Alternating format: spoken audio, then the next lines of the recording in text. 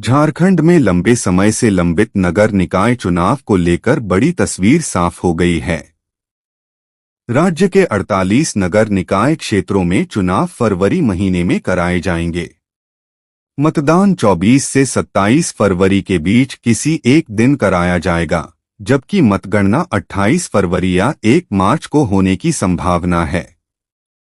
सभी नगर निकायों में एक ही दिन मतदान कराया जाएगा और होली से पहले पूरी चुनावी प्रक्रिया समाप्त कर ली जाएगी। राज्य चुनाव आयोग के प्रस्ताव पर राज्यपाल संतोष कुमार गंगवार ने मंजूरी दे दी है। यह प्रस्ताव 3 दिन पहले 9 जनवरी को आयोग की ओर से भेजा गया था।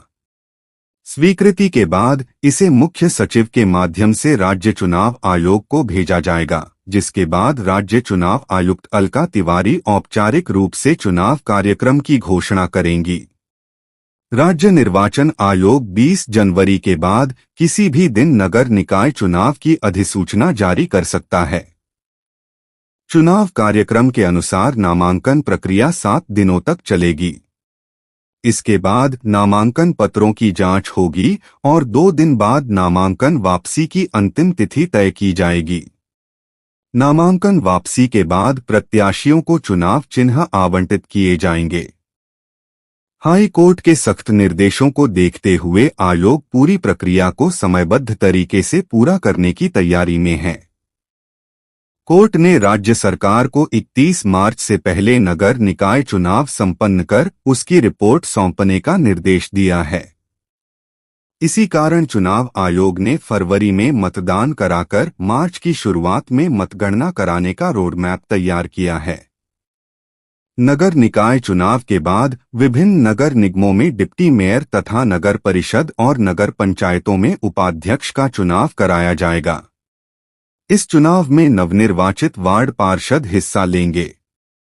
जीते हुए वार्ड पार्षदों में से ही डिप्टी मेयर या उपाध्यक्ष का चयन मतदान के जरिए किया जाएगा।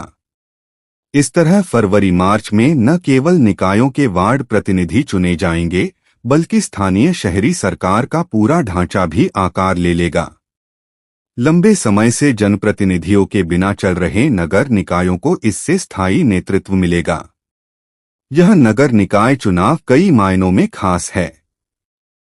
ट्रिपल टेस्ट पूरा होने के बाद राज्य में पहली बार नगर निकाय चुनाव कराए जा रहे हैं। इन 48 निकायों में 9 नगर निगम, 20 नगर परिषद और 19 नगर पंचायत शामिल हैं। यहां वर्ष 2020 से ही चुनाव लंबित थे। उस समय कोरोना महामारी के कारण सरकार ने निकाय चुनाव स्थगित कर दिए थे। बाद में ओबीसी आरक्षण और ट्रिपल टेस्ट को लेकर निर्णय में देरी होती रही। अंततः हाई कोर्ट के हस्तक्षेप और समय सीमा तय करने के बाद चुनाव की प्रक्रिया आगे बढ़ी। इसी बीच राज्यपाल ने विधानसभा के बजट सत्र के कार्यक्रम को भी मंजूरी दे दी है, जिससे सरकार और चुनाव आयोग दोनों के लिए आगे की कार्यवाही का रास्ता पूरी तरह साफ हो गया है।